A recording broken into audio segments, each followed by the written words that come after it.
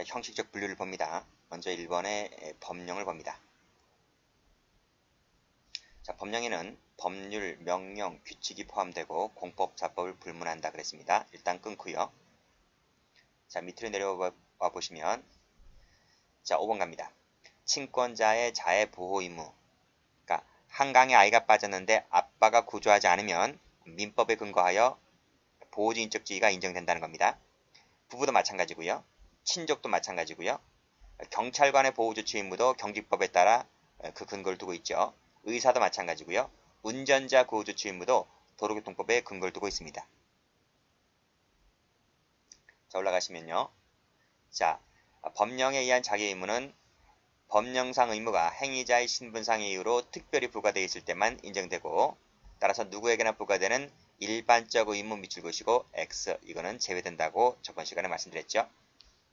그래서 옆에 통행인 밑줄 그으시고 X, 목격자 밑줄 그으시고 X는 제외된다. 그 밑에 구경꾼이 있죠. 구경 밑줄 그으시고 X. 원조 요청을 받았으나 불응했다 하더라도 형법적으로 처벌할 수가 없어요. 밑에 팔로 볼게요. 자, 빨간색입니다. 경찰관 동그라미.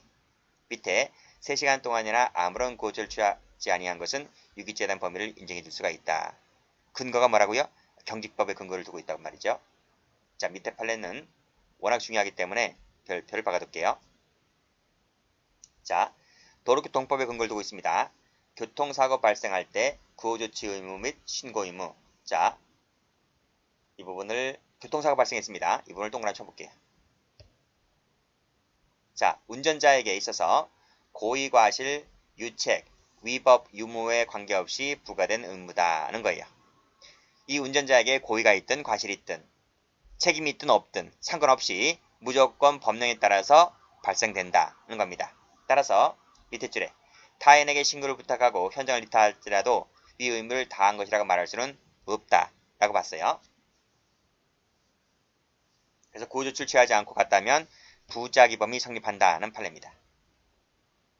중요한 것은 이 부분이 참 중요해요. 이 부분 색깔 칠하시고요. 색깔 칠하셔서 주의 깊게 보시면 될 것 같아요. 기출문제를 까보면 이 부분을 장난을 많이 쳐요. 다음 페이지. 자, 판례 나와 있죠. 판례 보시게 되면 역시 이 첫 번째 자기, 그 밑에 부작위에 의해서 발생할 수 있다고 되어 있고, 그리고 직무상의 의무 있는 자라고 하는 것은 보증인 의무가 있는 자를 말합니다. 자, 밑에 법원에 입찰 사건에 관한 재반 업무를 주된 업무를 하고 있는 공무원이 밑에 입찰 보증금이 계속적으로 횡령되고 있다는 사실을 알았었다면 담당 공무원으로서는 밑에 횡령을 방지해야 할 법적인 자기 의무를 지고 있다라는 겁니다. 이 법적이라고 하는 것이 법령, 계약 등등을 말하고 있는 거죠. 가로 열고, 여기서 법적이란 말은 이 판례에서는 가로 열고 법령이라든지 법령에 근거를 두고 있고요. 법령이 없다면 조리상 그런 보증적 지위가 발생하는 것이다. 이렇게 보시면 될 것 같아요.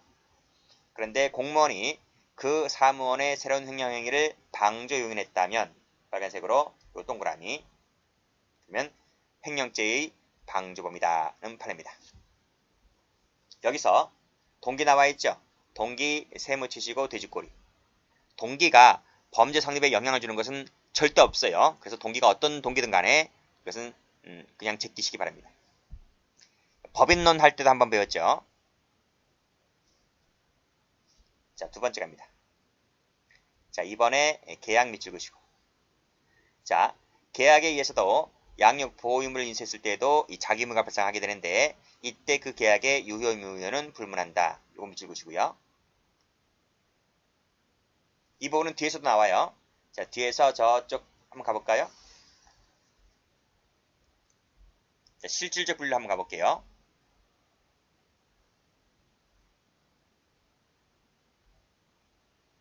자, 그쪽으로 한번 가보면 여기 계약 나와 있지 않습니까? 보호 의무에서 계약 기억번 체크하시고 12시험에 나온 적이 있기 때문에 말씀드리는 거예요. 계약 밑줄 그으시고. 자, 보호 기능의 인수가 계약에 의한 경우에는 그 계약의 법률상 근거 유무, 계약의 유효 여부, 계약기간의 종료 여부와 관계없이 자, 사실상 보호기능을 인수 밑줄짝 하고 있는가가 기준이 된다. 따라서 계약기간이 끝났다 할지라도 사실상 그 아이를 맡고 있다면 보호지인적 지위가 인정된다는 것인데 이것이 한 5, 6년 전에 일반 경찰 제도에 출제가 된 적이 있습니다. 거의 같은 뜻이죠. 이거나 그거나. 근데 여기서는 실질적 분류에서 설명하고 있는 것뿐이고 다시 원위치.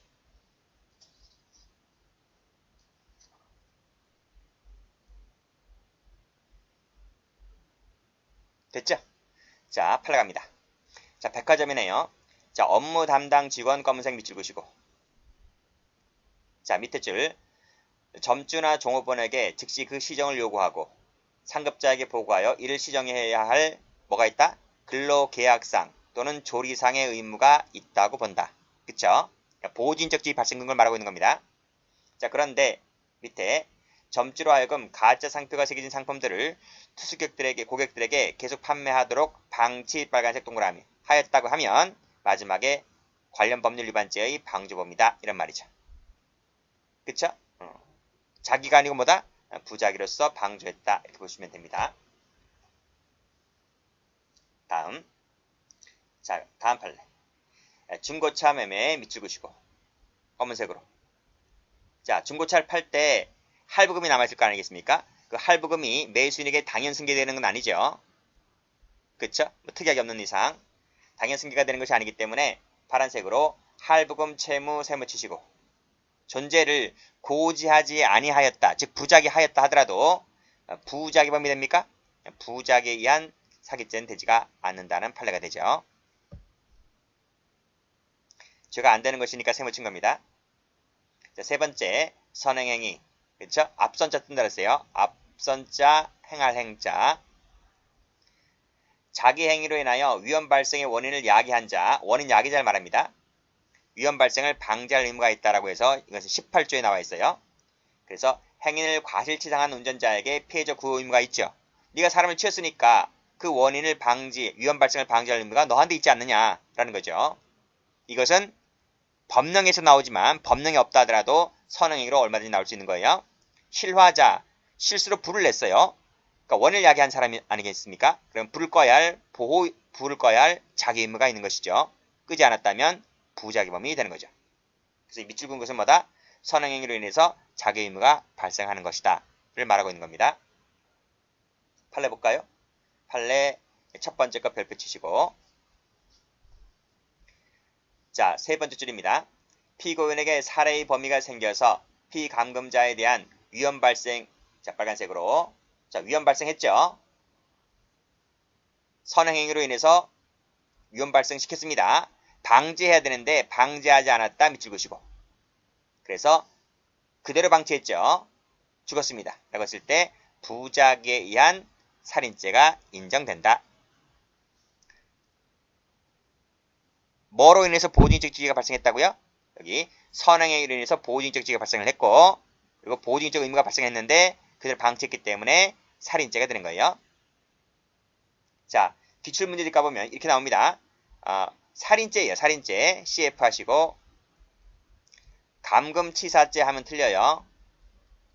그래서 부작위에 의한 감금치사죄다. 아닙니다. 지금 살해의 거의가 생겼기 때문에 살해의 범위가 생겼기 때문에 살인죄가 되는 거예요. 자, 다음. 자동차 전용 도로에 너비 3m, 1m, 5m 웅덩이를 파두었다. 파두었다. 동그라미. 위험 발생 원인을 야기했죠. 그럼 웅덩이를 파두었다 하면 다시 뭐 덮거나 뭐 안전조치를 취해야 될 텐데 그러하지 않아서 지나가던 통행인이 웅덩이에 떨어져서 상해를 입었습니다. 그래서 뭐가 됩니까? 부작위를 통해서 업무상 과실치상죄가 되는 거예요. 밑에 촛불을 켰죠. 켰다 동그라미.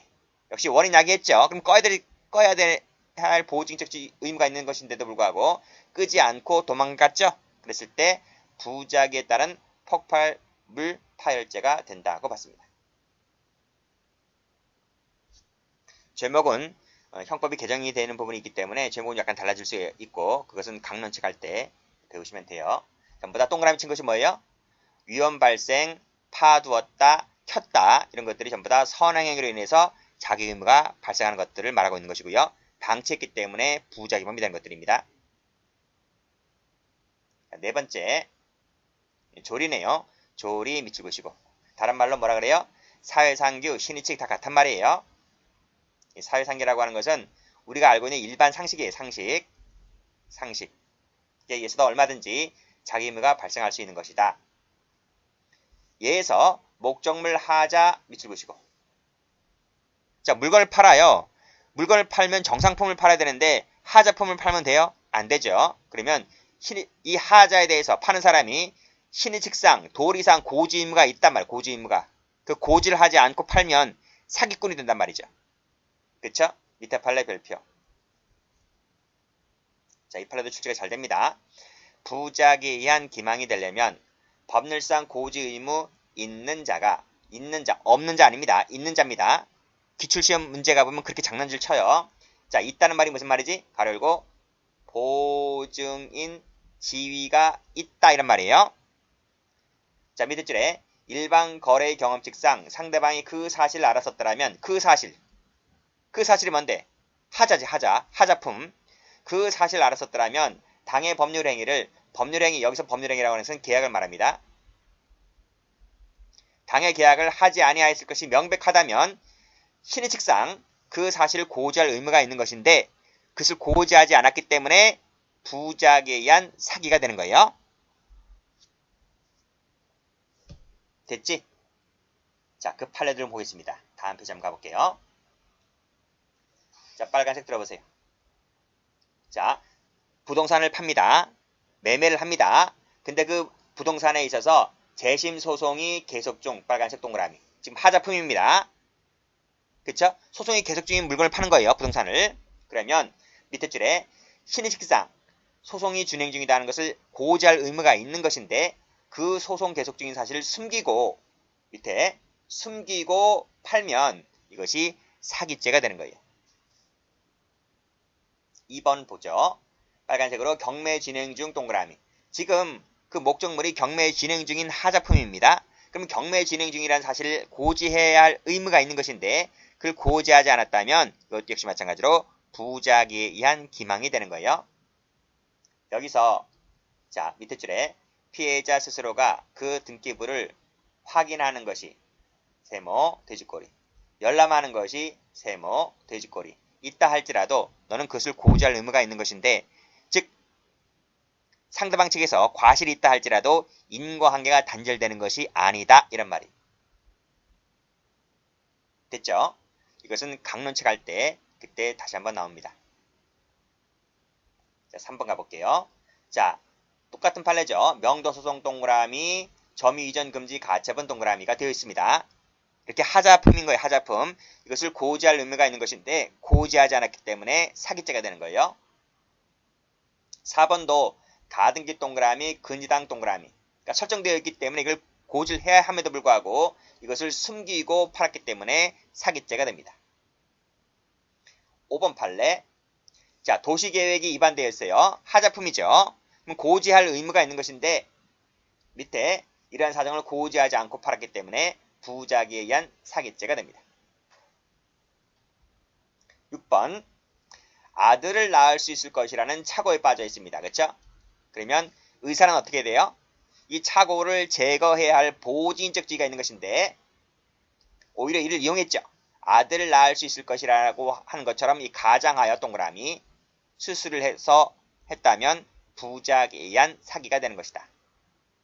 7번 국내 자 다시 이름도 같은 제품을 국내에 판매하고 있다는 것을 알면서도 그 사실을 말하지 않고 즉 부작위하여 그 물건에 대한 국내 독점 판매 계약을 체결했다 동그라미 알면서도 그렇죠? 그랬을 때 이것도 부작위에 의한 사기가 되는 것이다. 다음은요. 8번부터 11번까지를 묶어보세요. 그리고 검은색 펜 드세요. 총괄팀장 밑줄, 운영직원 밑줄, 9번의 대표이사 밑줄, 10번의 은행지점장 밑줄, 11번의 소유자 밑줄. 컸어요? 자, 옆부터 적으세요. 지금 밑줄 건 사람들이 이 상위자입니다. 상위자. 그리고 밑에 하위자가 있어요. 상위자가 하위자가 하는 일에 대해서 방치를 했다면 뭐가 돼요? 이게 부작위범, 옆에 나와 있는 부작위범이 되는 거예요. 상위자가 하위자가 하는 일에, 하위자가 무슨 법률 위반 행위를 하고 있는 거예요. 그랬을 때 상위자가 알면서도 이를 방치해요.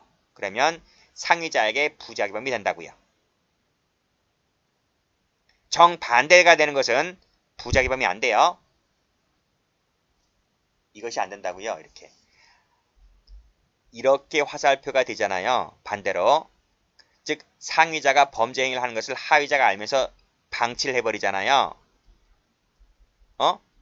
이거는 부작위범이 안 된다. 부작위에 의한 종범이 안 된다고요. 자세한 것은 종범할 때 말씀드리고 일단 여기서는 상위자가 하위자가 방치하는 것을 부작위범이 되는 판례이기 때문에 그거 위주로 공부를 합니다. 자, 8번 보세요. 총괄팀장과 운영직원이 음란 만화 삭제를 요구할 조리상의 의무가 있는데 이를 알면서도 어떻게 했습니까? 방치에 따르지? 방치 동그라미 하면 그 법률 위반 행위 방조범이 됩니다. 대표이사가 상위자죠. 적절한 조치 없이 골프장을 개장하게 하여 공인이 훼손되게 하였다면 역시 부작위범이 되는 거죠. 은행 지점장이 즉 상위자입니다. 하위자인 부하 직원들의 범행을 알면서도 어떡합니까? 배행행위를 방치하였다. 방치 동그라미. 소유자가 임대인이죠. 임차인 지하실에 대한 용도 변경을 알면서도 방조했다. 방조 동그라미. 전부 다 뭡니까? 방조범이 됩니다. 자, 그 다음 법무사가 아닌 사람이 법무사로 소개되거나 호칭됩니다. 그러면 어떻게 돼요? 상대방은 착오에 빠졌잖아요. 그럼 어떻게 됩니까? 아닙니다. 저 법무사 아닙니다. 라고 해서 착오를 제거해 줘야 할 보호주의적 지위가 있는 사람이 오히려 법무사 행세를 하고 다닙니다. 그러면 밑에 줄에 부작위에 따른 법무사법 위반죄가 됩니다.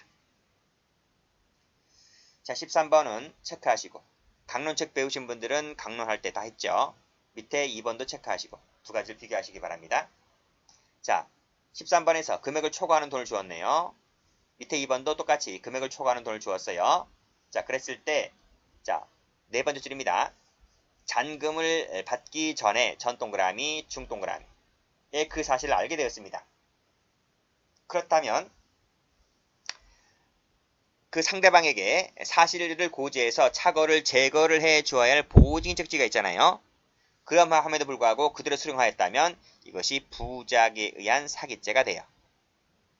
자, 그러나 밑에 금액을 초과하는 돈을 끝마친 후에 집에 와서 알았어요. 집에 와서 알았다. 집에 왔을 때는 그 사람이 지금 없잖아요. 착오를 제거해 주어야 할 상대방이 지금 존재하고 있지 않기 때문에 따라서 그때는 사기죄가 되는 것이 아니라 점유이탈물이 된다라고 해서 점유이탈물 횡령죄가 됩니다. 그래서 전에 받았냐, 중에 받았냐, 아니면 끝난 후에 받았냐에 따라서 부작위에 사기죄가 되기도 하고 안 되기도 하기 때문에 두 가지를 꼭 좀 비교하시고요. 자, 그 밑에 선장 세무. 선장이 일화 신고를 받았는데 이를 징수 보관하지 아니했다는 점만으로는 그 밀수행위를 방조했다라고 볼 수가 없다. 아주 옛날 판례인데 출제가 된 적은 없습니다. 이렇게 한번 적어보세요. 직무 관련성이 없어서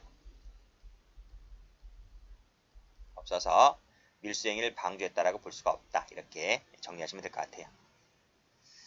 제가 이걸 왜 말씀드리는가 하면 다음 페이지 한번 가보시면 실질적 분류에서 보호 의무라는 게 있고 이렇게 안전 의무라고 하는 것을 학자들이 이렇게 나누어서 설명하는데요. 거기서 3번을 보시게 되면 타인에 대한 감독 의무가 나오잖아요. 여기서 특별한 신분상의 권리로 인하여 타인을 통솔할 책임이 있다라고 하면서 예를 드는데 친권자, 교사, 군지관, 상관하면서 선장이 나오잖아요. 그쵸? 그치? 보호주의적 지위가 있다고 하는 것인데 직무 관련성이 있기 때문에 그런 거예요. 그런데 앞에 나와 있는 판례는 이것은 선장이라고 되어 있긴 하지만 이 일화 신고를 바꿔서 징수하지 않았다는 것은 직무 관련성이 없어서 방조가 될 수가 없다는 판례입니다. 그래서 비교하시고요. 다음 페이지 한번 가볼까요? 실질적 분류. 자연적 결합관계 읽어보시고요.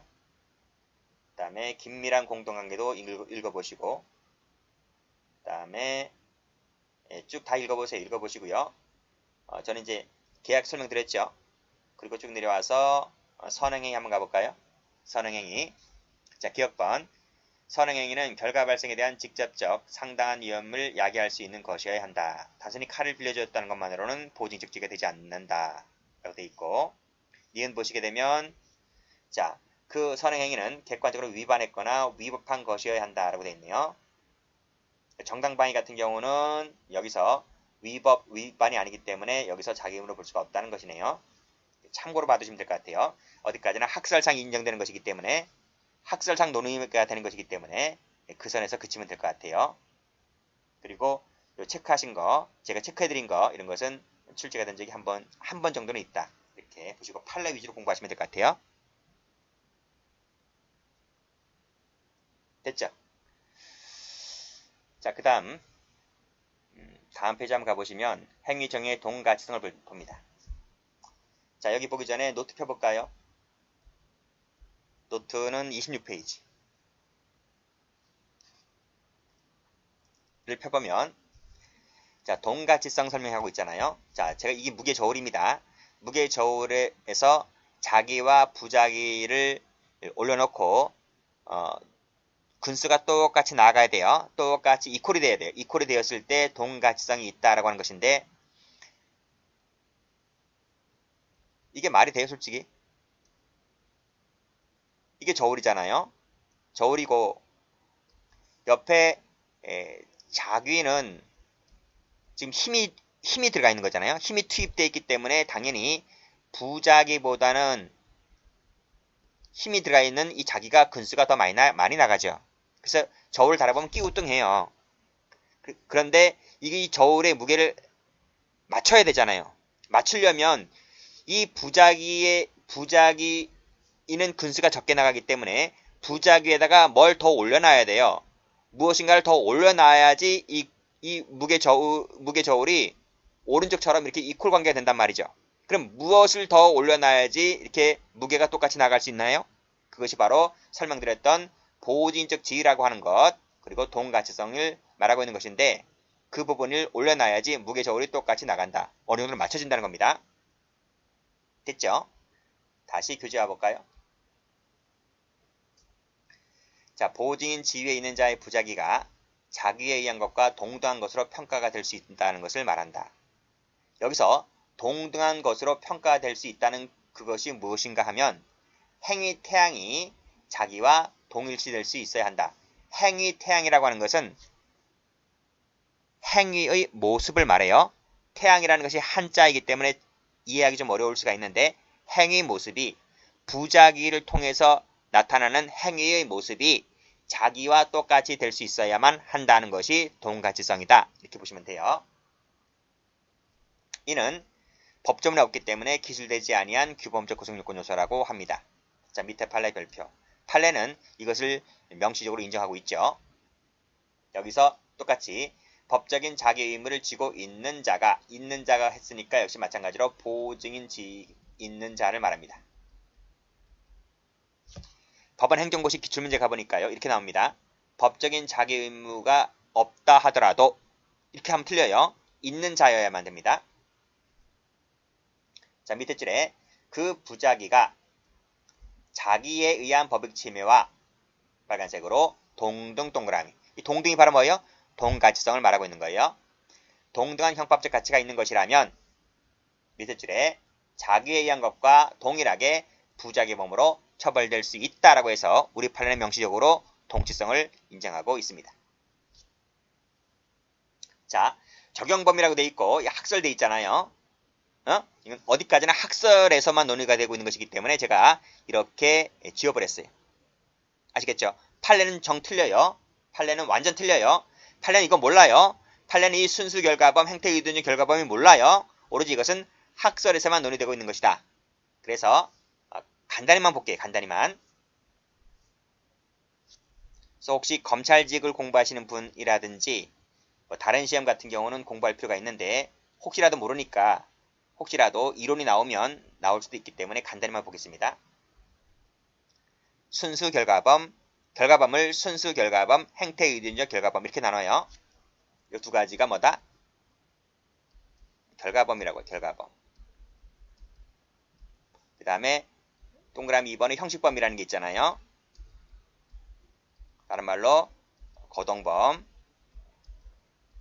여기에서는 이 동가치성을 애당초 논하지 않는다. 논하지 않는다. 이렇게 보면 되겠네. 그렇죠? 오로지 결과범에서만 논의가 되는 것인데 결과범 중에서 학자들은 순수 결과범과 행태에 의존하는 결과범으로 이렇게 나눕니다. 처음이자 마지막으로 이렇게 나눕니다. 됐습니까? 자, 여기서 순수 결과범, 즉 구성요건이 행위의 수단이나 방법을 특정하지 않고 오로지 결과약에만 나타나게 되면 성립하는 범죄를 순수 결과범이라고 하는 것인데 대표적인 것이 살인죄가 있고요. 방화죄가 있지. 어떻게 죽이든 상관 안 해요. 칼로 찔러 죽이든 총으로 쏴 죽이든 몽둥이로 때려 죽이든 죽이기만 하면 되는 거예요.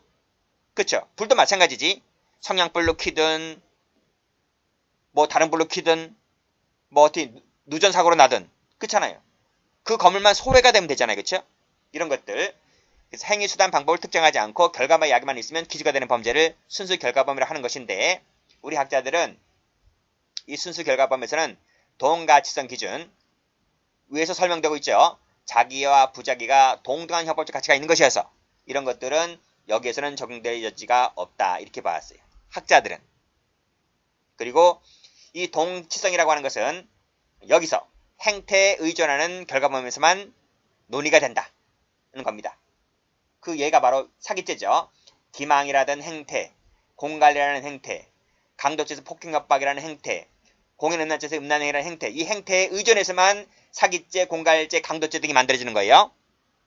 이 행태 기준 결과범에서만 동가치성 기준이 적용이 된다. 이렇게 보는 것이 어디까지나 학자입니다. 학자.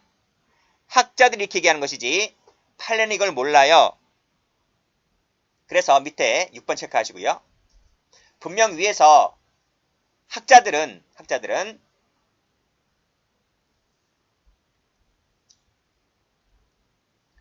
이 살인죄, 방화죄의 경우에 동치성 기준이 적용되지 않는다고 보고 있잖아요. 학자들이. 그쵸? 근데 판례는요. 판례는 여기 나와 있잖아. 살인죄, 방화죄의 경우에도 이 판례는 동치성이 있어야 된다라고 보고 있다는 점에서 학자들과 다르단 말이에요. 여러분들은 판례를 알고 있어야 돼요.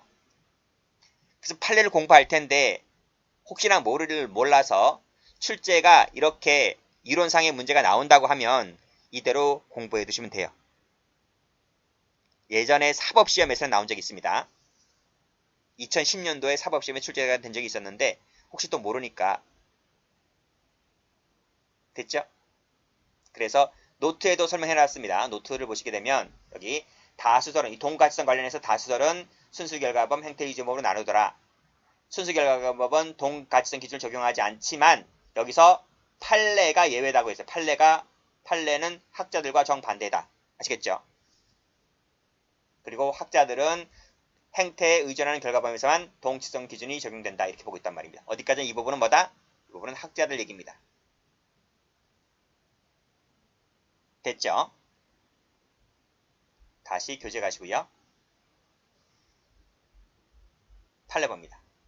저수지 사건 별표. 이것이 살인죄 판례입니다. 살인죄 판례. 그 밑에 모텔 사건 별표. 이것이 방화죄 판례입니다. 이 두 가지 판례의 경우에 있어서 모두 다 동가치성 기준을 적용합니다. 보겠습니다. 저수지 조카 익사 사건. 갑은 조카 을을 살해하기로 마음먹고 저수지로 데려가서 인적이 드물고 경사가 급하여 미끄러지기 쉬운 제방 쪽으로 유인하여 함께 걷다가 그 전날 비가 왔어요. 그래서 미끄러지기 쉬운 제방 쪽으로 유인하여 함께 걷다가 이게 뭐지?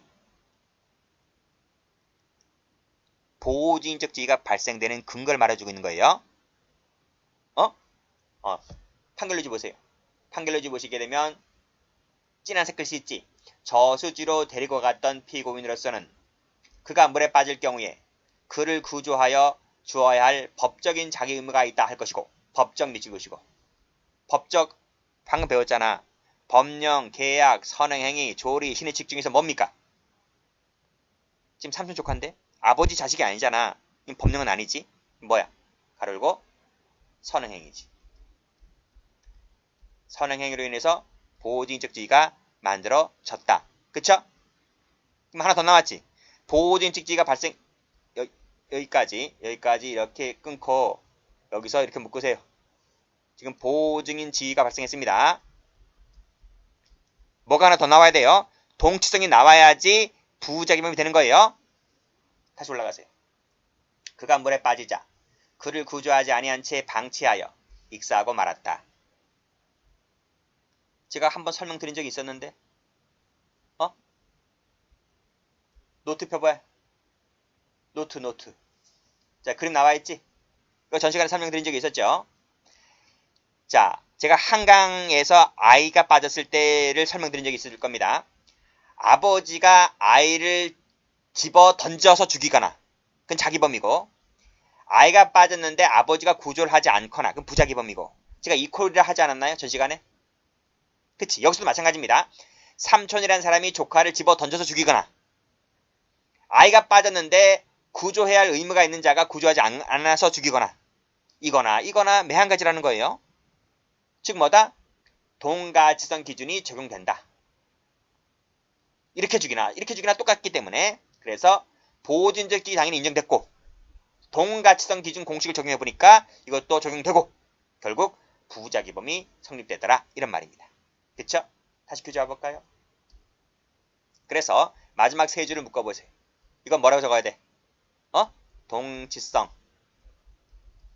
동그라미. 그쵸? 그래서 두 가지가 모두 다 인정되었지? 플러스입니다. 그래서 마지막에 답이 뭐예요? 부자기범이 되는 거예요. 자, 마지막 줄 읽어보겠습니다.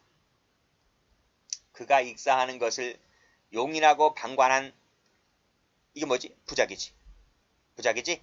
그를 직접 물에 빠뜨려 익사시키는 행위와 다름이 없다. 이 행위는 뭔데? 밑줄 그시고, 이 행위는 뭔데? 가로 열고, 이거는 자기지. 그치? 그리고 다름이 없다가 뭐야? 이퀄 관계다, 이런 말이야. 이퀄 관계. 그래서 부작위한 살인죄를 만들어내는 과정에서 우리 판례는 이 동가치성이라는 공식을 적용했다는 거예요. 그 점에서 앞페이지, 그 점에서 뭐다? 우리 학설과 다른 거지. 학설은 살인죄의 경우에 동치성 공식을 적용하지 처음부터 안 와요. 처음부터 공식을 적용하지 않는다고요. 그런데 판례는 이 공식을 여기서 적용하잖아요. 그쵸? 그럼 방어죄 한번 가볼까요? 방어죄. 갑은 모텔 방에 투숙하여 담배를 피웠다. 담뱃불이 완전히 꺼졌는지 여부를 확인하지 아니한 채 잠이 들었고, 이 중과실. 결국 자던 중에 모텔에 불이 납니다. 그쵸? 잠에서 깨어나 화재가 발생한 것을 알게 된 갑이 모텔을 빠져나오면서 다른 투숙객들을 주인에게 알리지 아니하였다. 알릴 시간이 어디 있어? 그렇잖아요. 불이 시뻘겋게 불이 나고 있고, 복도 역시 마찬가지로 앞이 보이지 않고, 자기도 언제 죽을지 모르는데 언제 이걸 알릴 시간이 언제 있습니까? 그렇죠? 그래서 이를 모텔에 빠져나왔고요. 결국은 많이 죽었죠. 그랬을 때 이 갑의 주책이 뭘까요? 하는 거예요. 즉 부자기범이 될 수 있을 것인가를 보시면 돼요. 자, 여기서 자, 담배를 피웠대요. 앞에서 배웠는데 담배를 피웠으면 담배를 꺼야 할 보호지인적 지위가 발생하죠. 그치? 그래서 마지막 줄 보시면 중간에 선행행위로 인해서 보호지인적 지위가 발생했다라고 볼 수가 있는 거예요. 일단 끊고 여기까지 뭐라고 적어야 돼? 위에서 적은 거랑 똑같이 적으시면 되잖아요. 여기서 뭐라고 적어야 돼? 보호증인 지위 생겨났다, 이런 말이에요. 그쵸? 자, 그러면 두 번째 뭘 검토를 해야 돼? 동가치성이 있다 없다를 검토하면 되겠지. 검토 해볼게요. 자, 노트 펴볼까요? 노트 펴보세요. 자, 무게 한번 저울 한번 달아볼게요. 자, 지금 이 사건은 갑이 모텔에 들어와서 피곤해서, 그러니까 보통 그런 사람들 있잖아요. 여관이나 모텔 방에 몇 달씩 기거하는 사람들 있죠. 타 지역에서나 속된 말로 막노동 하시는 분들, 건설 현장에서 근무하시고 옆에 싸구려 인근 여인숙에서 방 잡아놓고 그 월 얼마씩 주면서 하는 사람들 있잖아요. 그러니까 몸이 엄청 피곤하죠. 하루 종일 일하다 왔는데. 그래서 샤워하고 이제 눕고 담배 한 대 피고 하다가 나도 모르게 잠이 들었단 말이죠. 그래서 불이 났단 말이죠. 그쵸? 이것이 이 그림에서 나눈 오른쪽 그림이고요. 자, 그러다가 지금 사고 난 거잖아요. 자, 문제는 뭐냐면 이렇게 좀 바꿔볼게요. 자, 위에 그 살인죄 판례에서 삼촌이 조카를 죽이려고 집어 던졌다. 이게 자기잖아요. 그럼 여기도 방화죄의 경우 어떻게 되는 건가요? 이 갑이란 이 건설 현장 막노동 하시는 분이 그 모텔에서 자고 있는 투숙객들을 처음부터 죽이려고 기름통 들고 와서 모텔에 뿌리고 불질렀나? 그게 자기 범이잖아요. 그게 자기를 통해서 방화했던, 자기를 통해서 현주 건점을 방화치사죄가 되는 거잖아요. 그러면 왼쪽에 나와 있는 휘발통을 들고 와서 기름을 끼얹고 불질렀던 이 자기범과 하루 종일 일하고 와서 샤워하고 누워서 나도 모르게 잠이 들었던, 그래서 결과적으로 사람이 죽었는데 이것과 무게 저울을 위에 올려놓고 무게를 달아보니까 근수가 똑같이 나가요? 행위 태양의 모습이 왼쪽에 있는 기름통으로 끼얹는 그 행위 모습과 나도 모르게 잠이 들어서 불이 난 이 모습이 행위 태양이 똑같다고 볼 수가 있어요? 아니잖아요. 이퀄이 아니잖아요. 이퀄이 아니다. 즉 동가치성이라는 공식을 적용했어요. 공식을 적용했는데 공식이 맞아요? 공식을 적용했단 말이에요. 적용을 했는데 공식이 맞아요? 공식이 안 맞다는 거지. 왜 살인죄 판례에서는 공식을 적용했는데 이것이 맞는 것이고요. 밑에 판례는 공식을 적용했는데 이 공식이 안 맞는 거야. 결국 부작위에 의한 현주 건조물 방화치사죄가 됩니까? 부작위범이 안 된다니까요. 무슨 말인지 알겠지? 그래서 우리 판례는 학설과는 달리 방화죄, 살인죄의 경우에 모두 다 공식을 적용한다. 그게 학설과 다른 점이에요. 다시 교재와 볼게요. 그래서 마지막 줄 가보시면 파란색 펜 드시고 모텔 주인이나 투숙객들에게 알리지 아니하였다. 파란색으로 세모 치시면 세모 쳤죠? 이 알리지 아니한 것은 뭐다? 동치성. 자, 묶으시고 세 줄 묶으시고 동치성이 X 플러스지, 그치? 보호인적 주의는 있지만 동치성이 없어서 부작위범이 돼야 안 돼요? 부작위범이 안 되잖아요. 검찰은 부작위범으로 공소 제기했단 말이죠. 공소 제기했는데 결국 부작위범이 안 된다는 거예요. 다른 죄는 되지. 다른 죄가 되는 게 중요한 게 아니라 부작위에 의한 현주 건조물 방화치사가 되느냐? 그건 안 된다고요. 됐죠? 자, 동치성 볼게요. 동치성에서 안 되는 거 밑에 2번 판례 나와 있죠? 2번 판례 별표 칩니다. 자, 업무방해죄의 경우에도 자기와 부자기가 동일시될 수 있어야 한다라고 해서 업무방해죄의 경우에도 동가치성 공식을 적용했다는 겁니다. 2번 체크하시고 2번 세 번째 줄 끊으시고요. 읽어볼게요. 피고인이 갑과 토지 지상의 창고를 신축하는데 필요한 뭐뭐 계획을 체결하고 공사를 완료하였는데 공사 대금을 주지 않는다는 이유로 토지에 쌓아둔 건축자재를 치우지 않고 공사 현장을 막는 방법으로서 공사 업무를 방해했습니다. 그래서 업무방해죄로 기소가 되었는데 업무방해죄가 된대요, 안 된대요? 자, 지금 건축자재를 치우지 않고 공사 현장을 막았다. 부작했다. 했다. 보호주의적 지위가 인정될 것이냐? 두 번째, 동치성 인정될 것이냐? 그쵸? 근데 판례가 뭐라 그래요? 마지막 줄에 파란 펜 공사 후에 단순히 치우지 않았다. 세모. 치우지 않았다. 세모. 만으로는 밑에 적극적인 방해 행위와 동등한 밑줄 그시고 X. 형법적 가치를 가진다고 볼 수가 없어서 부작위에 의한 업무방해죄는 되지가 않는다고 봤습니다. 공사가 완료된 후에요. 공사 완료되기 전이 아니고 공사가 완료되기 전이라면 얘기는 달라지겠죠. 근데 공사 다 끝났는데 뭐. 그러니까 업무가 될 업무도 다 종료됐다고 보지 않나요? 응? 그래서 이것은 동가치성이 없다라고 봤습니다. 자, 그 다음 이제 세월호 사건인데, 이건 참고로 좀 봐두세요. 뭐, TV를 통해서 많이 알고 계시겠지만, 선장 동그라미, 선원들 동그라미는 밑에 줄에 동등한 형법적 가치를 갖는 것이어서, 인관계도 있고요. 그래서 부작위에 의한 살인죄 등을 인정했죠. 그러나 밑에 1등 항해사 세모, 2등 항해사는 구조 실시하지 않았다 할지라도 동치성이 없다고 봤습니다. 그래서 부작위에 의한 살인죄를 인정하지 않았다는 그렇게 보시면 될 것 같고 시험에 나올 만한 것은 업무방해죄 쪽이 시험에 나올 것 같아요. 여기까지 하겠습니다.